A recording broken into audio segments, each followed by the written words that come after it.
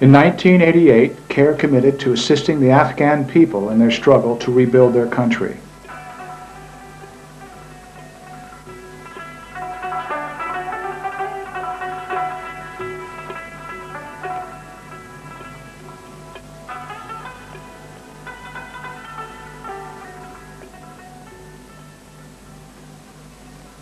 Nearly a decade of fighting had left an estimated 5.3 million refugees and displaced persons. Their home villages had been abandoned and destroyed.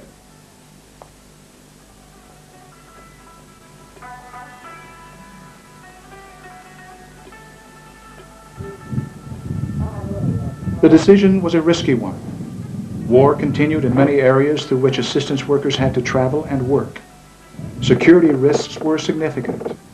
CARE's Afghan Village Assistance Program was supported by USAID funding, and the U.S. State Department banned all travel into the country for American personnel. Unlike other NGOs providing assistance to Afghanistan, CARE chose to keep only its program support office in Peshawar, Pakistan. The Afghan people went to work inside Afghanistan in programs that were developed, managed, and supervised by CARE's highly qualified Afghan staff. This staff maintained operations from CARE-established semi-autonomous field offices located in Afghanistan.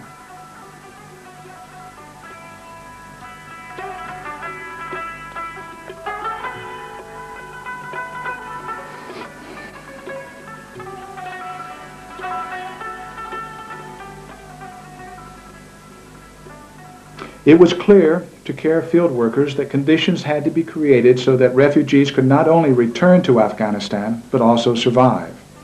The country was devastated. Water supply systems were destroyed, farms in ruin, roads and bridges were rubble. There was no shelter. Unless this infrastructure was rebuilt, people could not return and begin to reestablish their lives.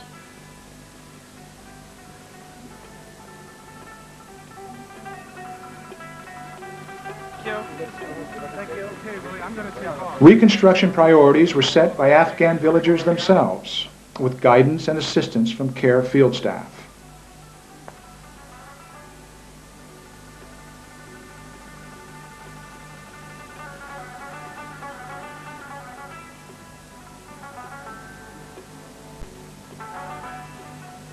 CARE and the Afghan people went to work, and in spite of continuing war and hijackings of supplies and the ongoing frustrations of poor communication, CARE succeeded. CARE's risk of 4 years paid off. People have returned and resettled. Because they were the key players in the decision-making and rebuilding process, there is ownership. With the help of CARE, Afghan people are developing technical and problem-solving skills. These skills will help them to maintain what they have created and to continue the rebuilding process. This is the only basis for sustainable development.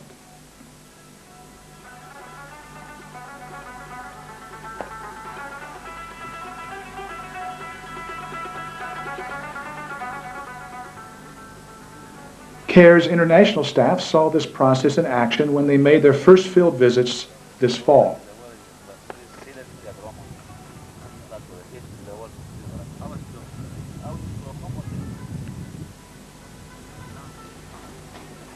There are many who argue convincingly that it is time to pull out of Afghanistan because the country is unsafe. They say that the Afghans must stop fighting in order to receive assistance. But what does that mean for the millions of Afghans who want to live in peace in their country?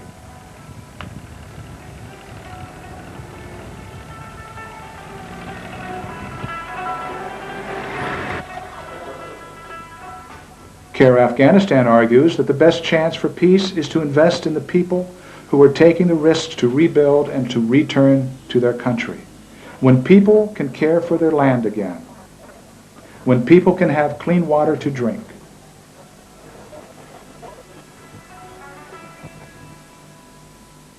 when people can irrigate and plow and replant their fields, when people can have access to the tools and the goods they need to live, then there is hope for peace.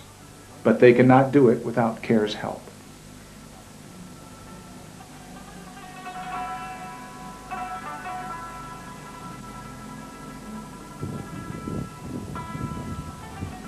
For CARE, the dollar cost is small. The kinds of assistance required today and in the future demand labor, people power. The Afghan people are ready and willing to work with technical training and support from CARE. Indeed, the benefit is great. Is it risky? Of course. It was risky 4 years ago when CARE decided to go into Afghanistan. But we succeeded, and as a result, CARE is better positioned than ever to assist the Afghan people. And there is a greater chance for a reasonable peace in Afghanistan.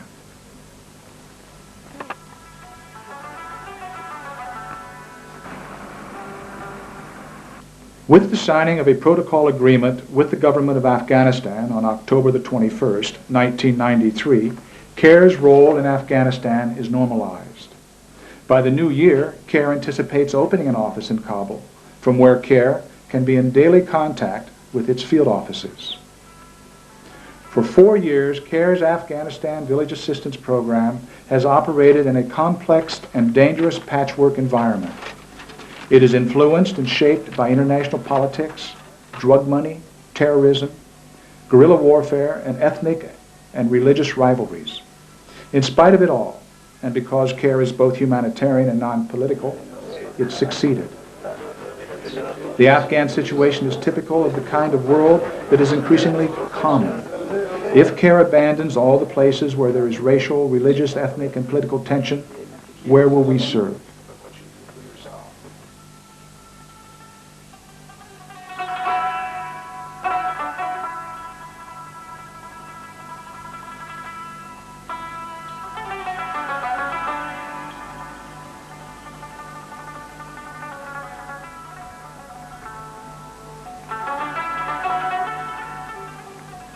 I believe the degree to which we in the relief and development community succeed in remaining relevant in the decade ahead will be determined by our willingness to take the risk and focus and target our resources on the Afghanistans of the world.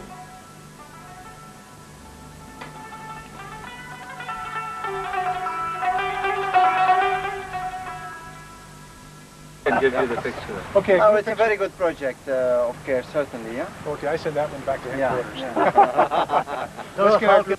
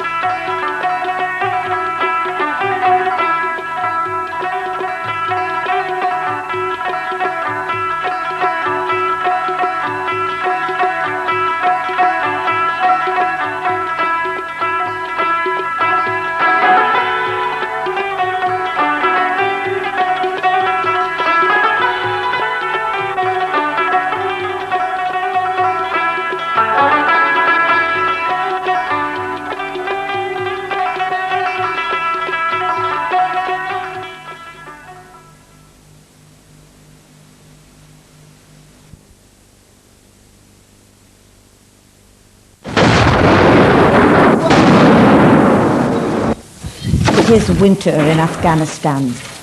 As the new year dawned in Kabul, the fragile peace that held promise in December was shattered by fierce fighting.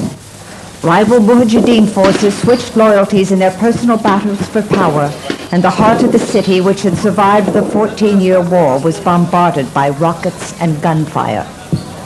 Within days, thousands of innocent people were fleeing their homes, seeking shelter and security from attacks that left no one safe. Families fled to areas outside Kabul, carrying with them their remaining possessions. Some bearing cloth-wrapped sacks slung over their shoulders, others pushing their goods in carts and wheelbarrows. The more fortunate could leave by taxi or bus. Many more escaped on bicycle and by foot. Temperatures dropped and the snow fell.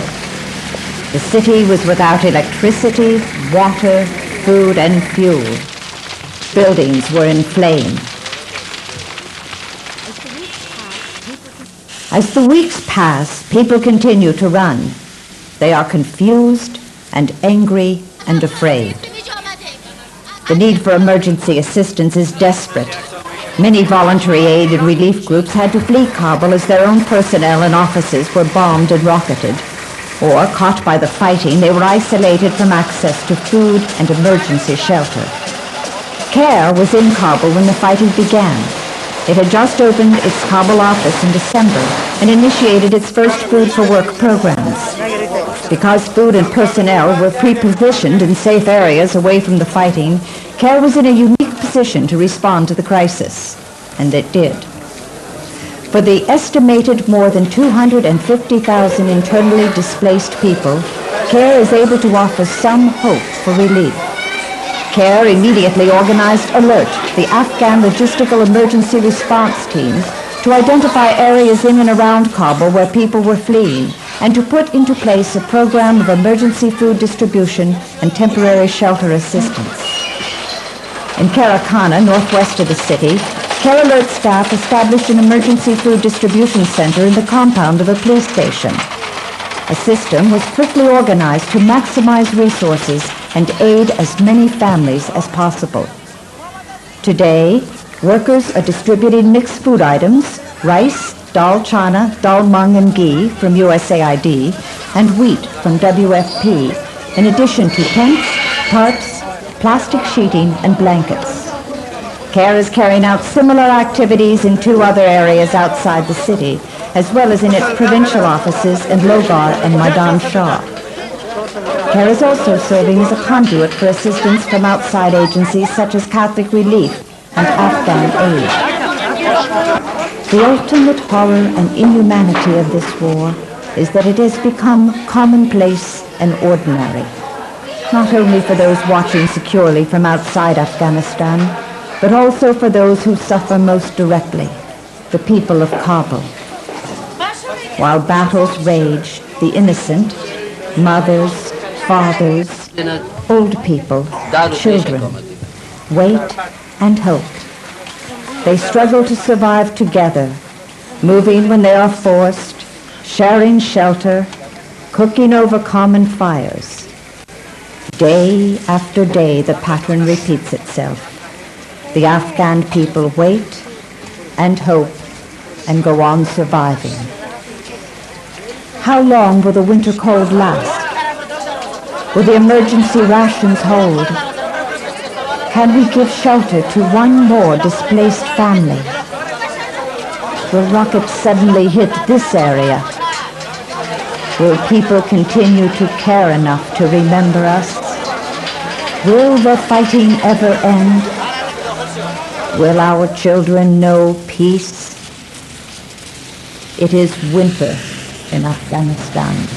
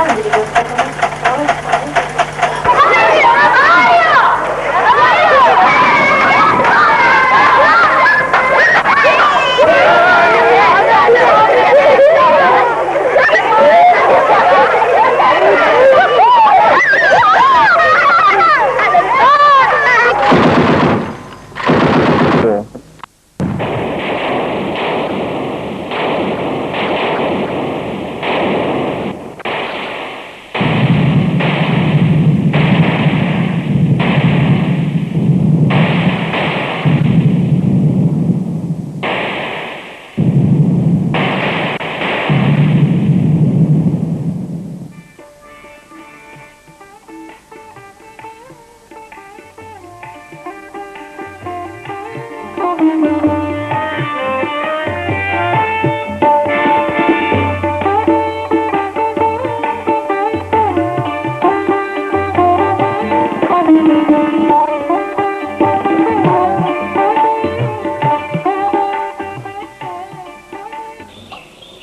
fighting of Mujahideen rival factions since 1992 has destroyed half of Kabul city. Most of its 2 million population fled to neighboring provinces and other countries. Many others were displaced to secure sides of Kabul, residing in schools, mosques, and other public buildings, or with friends and relatives.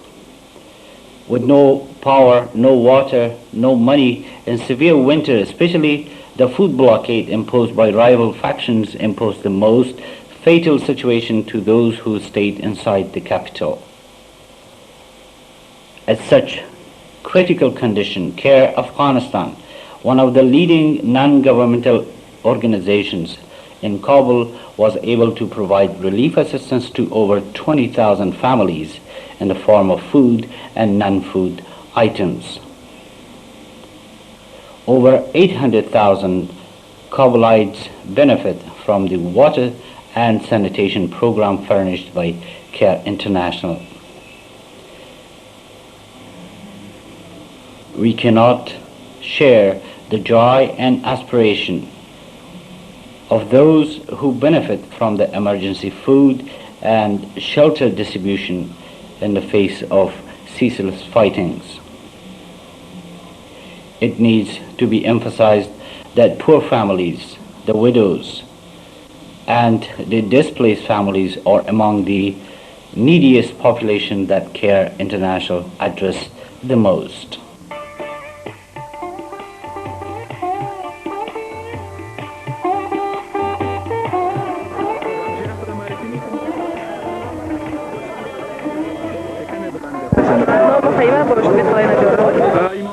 My name is Fahima, and my husband was killed in Kabul fightings 2 years ago.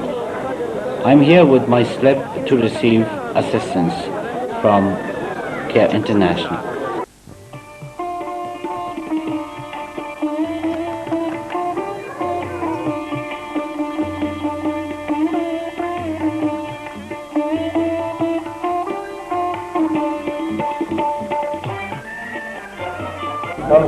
We spent the months of December, January and February making a survey of approximately 12,000 widows within. After the survey was made, this was all put into a database, a computer database. We then made selection of 5,000 widows who were going to receive food. Now we're returning to those selected widows and we're informing them of the date of the distribution, telling them when to go and collect the food.